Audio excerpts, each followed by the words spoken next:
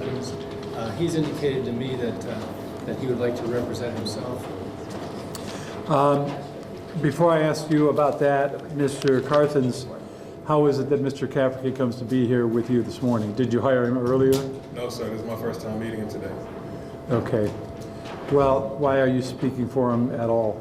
I was assigned at his first appearance. Oh, okay. I wasn't aware of that. He doesn't have a phone, so I've contacted people he knows that has a phone. And I talked with them including last night. Okay. So, Mr. Carthens, first things first. Do you have the money to pay for a lawyer? No, sir. All right. And you do not wish to have a lawyer assigned to represent you at the expense of the government? No, sir. What is it? Well, I'm not sure, Mr. Cafferty and Mr. Carthens, that I can decide today whether you should be able to represent yourself. As a default rule, a person is allowed to represent him or herself, but there has to be some reason to think that he would be capable of doing that. In other words, you'd have to demonstrate some facility with the rules of procedure, some knowledge of the charges against you and the possible penalties and so on.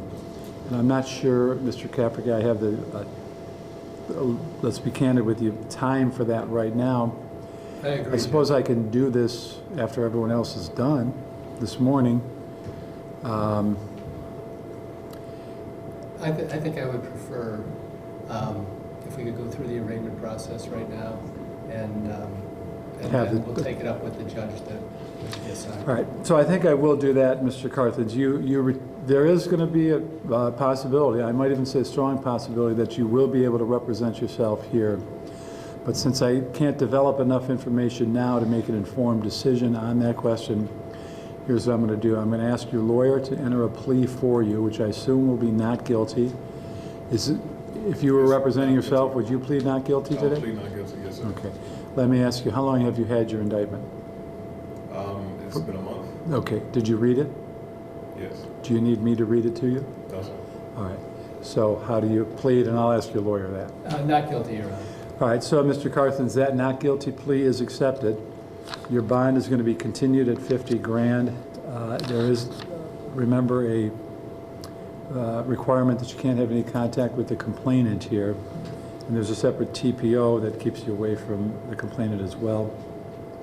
You're also going to have to take an HIV test at some point. I don't know if that's this morning or not, but I think so.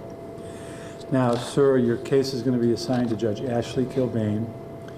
You have a pretrial with her on December 12 at 9 o'clock in courtroom 19C. Your bond obligates you to appear. And be ready, I would say, on the December 12th at least, to explain to Judge Kilbane your knowledge of the rules of procedure and so on, so that if you do want to represent yourself, you can persuade her that that is the best, that is in your best interest. Thank you. Anything else, State of Ohio, you think needs to be covered this morning? No, Your Honor. All right, thank you much. Thank you, Your Honor.